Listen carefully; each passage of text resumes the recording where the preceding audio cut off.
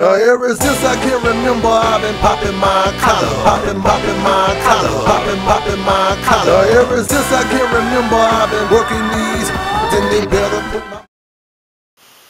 I hope you enjoyed part 1 of my interview with Pablo Popovitch. Stick around for part 2. And also afterwards, my Crusher final thoughts. You talk a little bit about when you're coming up, and I remember hearing your name coming up, Pablo Popovitch. I thought you were Russian, right, you know, coming up, yeah. And then you were winning all these tournaments before the Abu Dhabi got big, before even no-gi grappling was huge. Right, you were winning a lot of tournaments, and your name was out there. What was that like? Talk to me about those early days before you could just jump on YouTube and see anybody compete.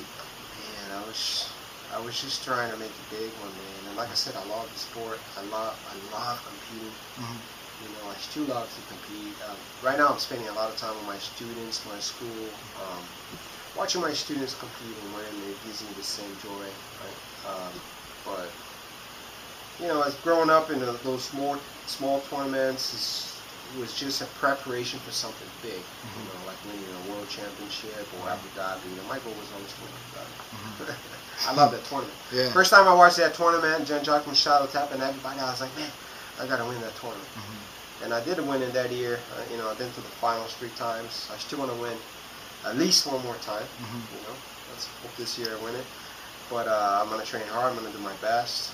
But like I said, you know, it's small beginnings for something big one day. You know, I started small. I won Naga 100 times. You know, did grapplers class, the pro divisions. I fought every tournament in the book all over the world, and you know, just preparing me for something big. Giving me the experience that I needed to win, you know, a big tournament. Yeah, that's where I first saw you in grapplers quest or Naga in Jersey. You're competing with somebody on the Yamasaki team, you know, my team, Nakapan. Okay, yeah, you competed against them. Yeah, and I was like, I had battles with that guy. Yeah, and then you really fought. Cool guy. He's a good guy, and you won. It was pretty cool. But speaking of students, and speaking of that situation in DC, right? You know, a lot of questions are being raised about the responsibility of Brazilian Jiu-Jitsu school instructors and academy leaders. What is that, you know, when you think about that situation, what are your thoughts in terms of your academy, your philosophy, and what thoughts does that bring to mind for you? Man, you can only have so much control of your students, you know. I teach them discipline, self-respect, but you have people coming from all over the world. Like sometimes you think you know a person, but you really don't know them. Right.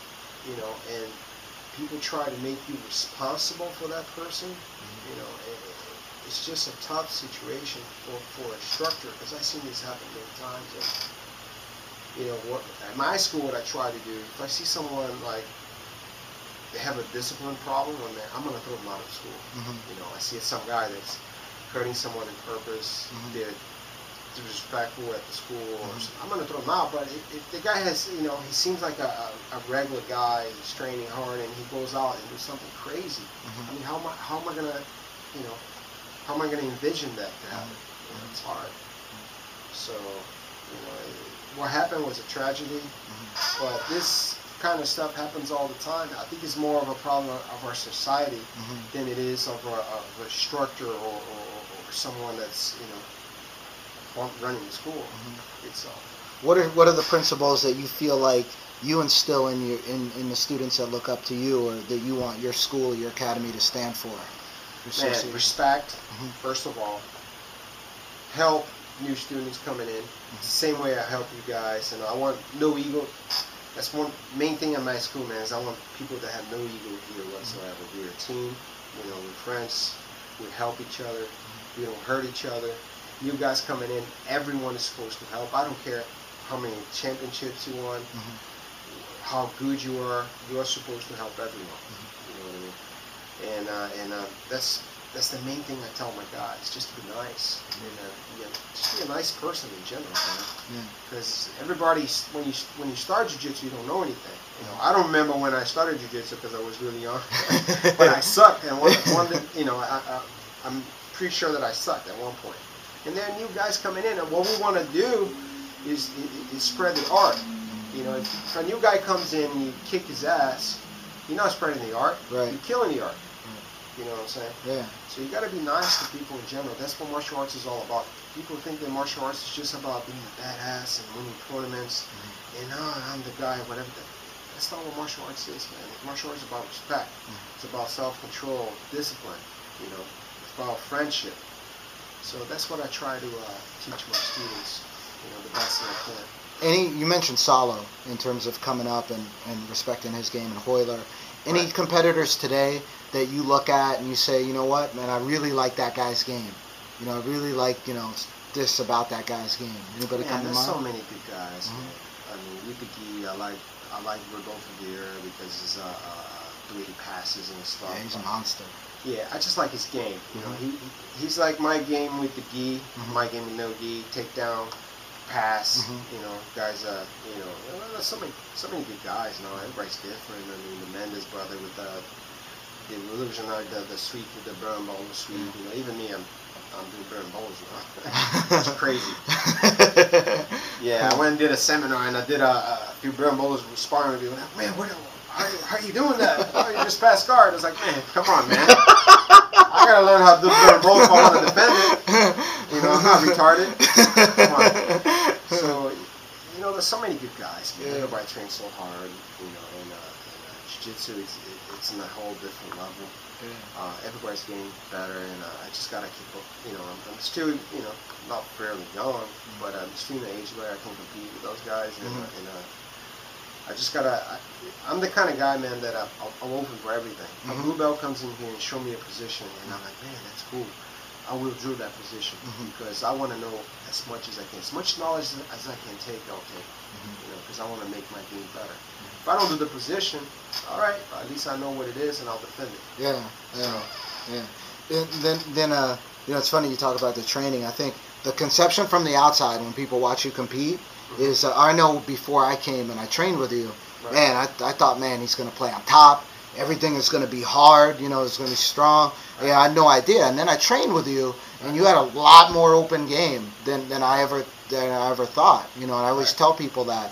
What I also didn't understand was how hard you trained all the time. You know, in terms of not just jiu-jitsu but physical conditioning. Can you just talk briefly about your training program, like when you're in season, you're getting ready for the Abu Dhabi, you know, physical conditioning, training? Man, I train like a beast. When I'm the kind of guy that if I have a tournament like Abu Dhabi, you know, I really stay focused. I do planning, a lot of planning. Like Monday, I'm gonna do this. Tuesday, I'm gonna do that. And I gotta train hard because I know what kind of competition I'm gonna have at those tournaments, and I want to win. I don't want to go to Abu Dhabi to play second, play third. I always go to win, you know. And man, that's the way I do it. I train hard. I train smart. You know, I watch my opponents to see what they're doing. I'm very smart and knowledgeable about watching people what they do to avoid that kind of game and do my game. You know, always trying to impose my game on people. You know, that's my main thing. But like any other sport, you got to train hard, man. That's the way I know. No other way around it. You just got to train hard and smart. And I'm lucky to have such great students that can train with me, and you know, just like that. So that's why right now, you know, I'm not in competition shape. I'm focused more on my students. I got guys that are going to do the ADCC trials. I had AJ doing the Loiter with Kumite. Right. So, you know, I got a lot of things going on. I'm not worrying about Abu Dhabi right now, but when Abu Dhabi comes around, let's say May and June, man, I'm going to have a notepad and I'm going to write down everything I need to do, everything that I need to train, everybody that I need to watch for, and I'm going to make a game plan because I want to win. You know, so that's, I'm crazy like a nerd. I'm preparing ahead of time, like 6 months before, you know, the tournament, it's up, and, you know, you just got to be smart and train hard. And I've been doing this my whole life, and luckily I know how to, in disguise, what I need to work, you know, and how to make myself better. Okay. So, lastly, any hobbies that you have besides jiu-jitsu? Man, I like surfing. I play guitar. You play guitar? Yeah. Oh man, I didn't know. Oh wait, I did know that. You know. Yeah, I've been playing guitar since I was 6 years old, I think. People don't know this. My dad used to make surfboards in Brazil. He was huge. You know? Oh wow. And I love surfing.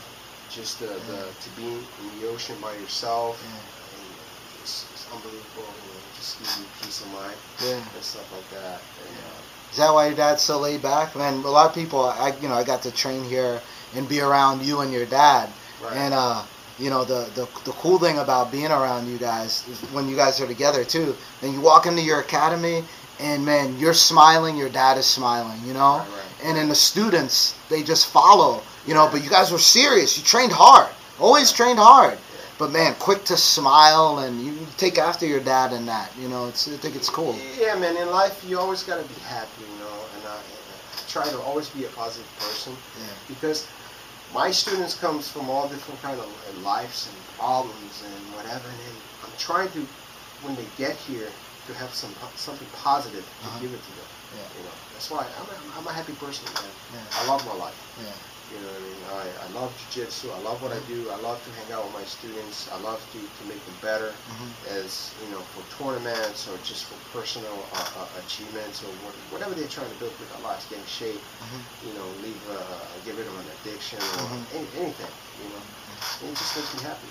That's cool. Any final thoughts from you? Anything you want to say to people out there, all the Crusher Maniacs?